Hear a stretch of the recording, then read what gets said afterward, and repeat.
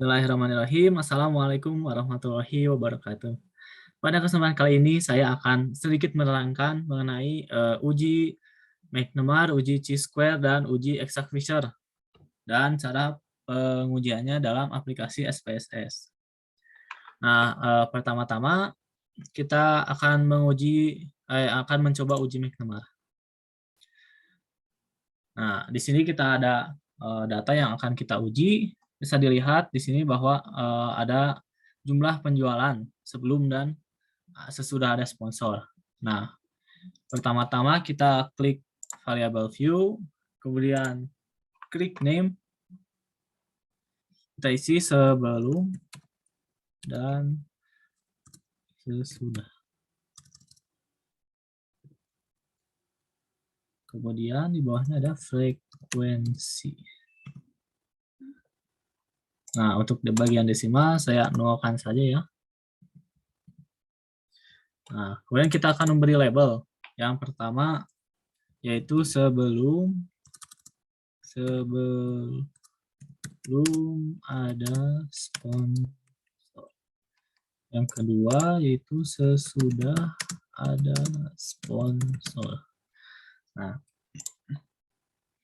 karena kemudian kita akan mengisi value yang pertama yaitu dengan label membeli, kemudian klik add.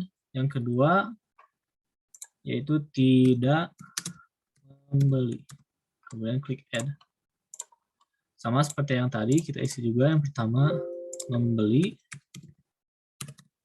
klik add, dan yang kedua tidak membeli, kemudian klik add. Oke, nah berhubung uji McNemar ini menggunakan skala nominal, maka kita ubah dulu di sini menjadi skala nominal dan ini scale. Nah, sudah selesai di bagian variable view, kemudian kita akan berpindah dalam input data yang telah kita dapatkan dari tabel sebelumnya. Yang pertama, membeli. Dengan frekuensi 85. Kemudian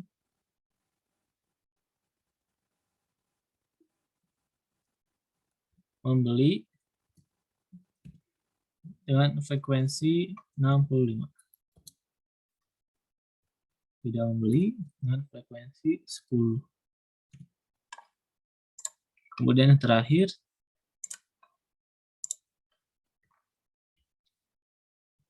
dengan frekuensi 40. Nah, setelah kita input, kemudian klik data, kemudian klik weigh cases, do weigh cases by, kemudian kemudian masukkan yang bagian frekuensi dan klik OK. Nah, kemudian klik analyze, pilih non-parametric test, kemudian pilih legacy dialogues, dan selanjutnya kita pilih to related sample. Nah, kemudian kita pindahkan 2 sampel ke bagian kanan,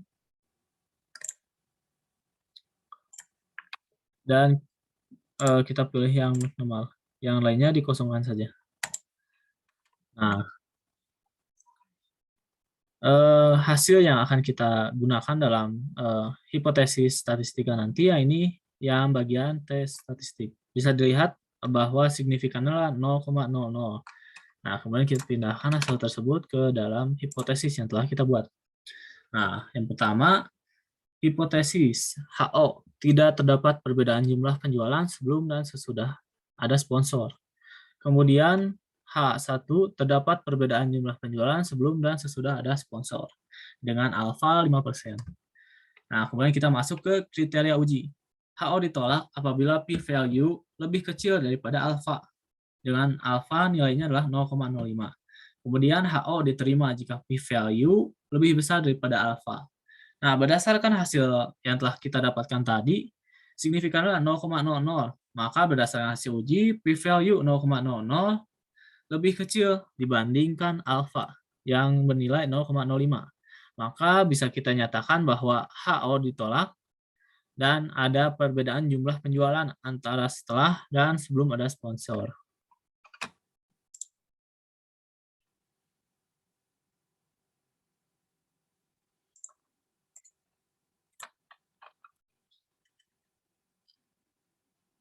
Nah, selanjutnya kita akan beralih ke uji C kuadrat atau uji C square.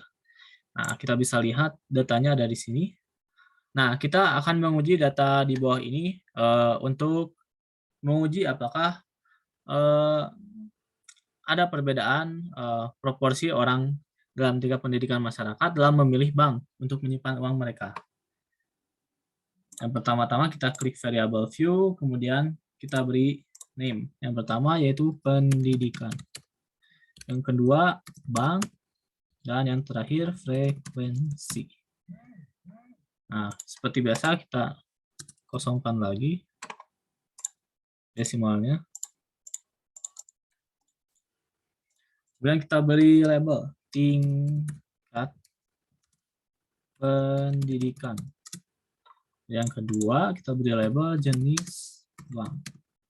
Nah, berhubung tadi ada dua tingkatan pendidikan, yang pertama tingkat SLTA dan kedua tingkat perguruan tinggi. Kemudian kita masukkan value dengan label yang pertama lulusan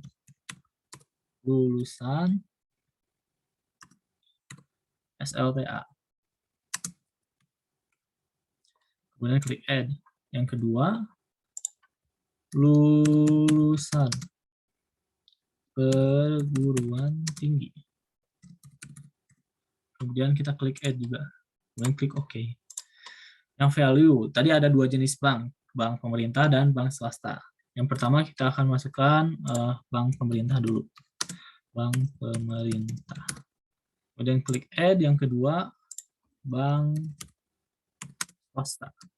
Kemudian kita klik add. Oke. Nah, berhubung sama seperti tadi, skala ukurnya adalah nominal, kita ubah juga ke skala ukur nominal. Nah, kita sudah selesai dengan variable view, kemudian kita input data dalam tabel tersebut. Yang pertama, tingkat pendidikan SLTA. Memilih bank pemerintah dengan frekuensi 60 orang. Kemudian, tingkat pendidikan lulusan SLTA memilih bank swasta dengan frekuensi 20. Dan terakhir, tingkat pendidikan lulusan perguruan tinggi memilih bank pemerintah, frekuensinya adalah 30 orang. Dan yang terakhir, lulusan perguruan tinggi memilih bank swasta, frekuensinya 40 orang. Nah, setelah itu kita coba klik data, kemudian klik weight cases, sama seperti tadi, weight cases by, pilih frekuensi ke bagian kanan, kemudian OK. Nah, kemudian kita klik analyze, pilih descriptive statistik, kemudian klik cross tab. Nah, kita pindahkan yang atas ke bagian row dan yang kedua ke bagian kolom. Di sini ada statistics, kita pilih chi-square, kemudian continue. Di sini ada bagian sales, kita tambah dengan klik expected. Nah, setelah itu kita klik OK. Nah, hasil yang akan kita gunakan yakni di bagian bawah ini. Kita bisa dapatkan bahwa signifikannya adalah 0,00. Nah, kemudian kita masukkan ke dalam hipotesis yang telah kita buat. Hipotesis HO, proporsi orang dalam tingkat pendidikan masyarakat dalam memilih bank dalam menyimpan uang seimbang. Kemudian H1, proporsi orang dalam tingkat pendidikan masyarakat dalam memilih bank dalam menyimpan uang sangatlah berbeda, dengan alfa 5%. Nah, kemudian kita akan beralih ke kriteria uji. Yang pertama, HO ditolak apabila p-value lebih kecil daripada alfa yang menilai 0,05. Kemudian HO diterima apabila p-value lebih besar daripada alfa. Nah, kita bisa simpulkan dengan hasil yang tadi ya, signifikannya 0,00. Maka p-value 0,000 lebih kecil daripada alfa. Dan kita bisa nyatakan bahwa HO ditolak. Maka bisa diartikan bahwa proporsi orang dalam tingkat pendidikan masyarakat dalam memilih bank untuk menyimpan uang mereka sangatlah berbeda antara keduanya. Nah, yang terakhir kita akan mencoba uji exact Fisher.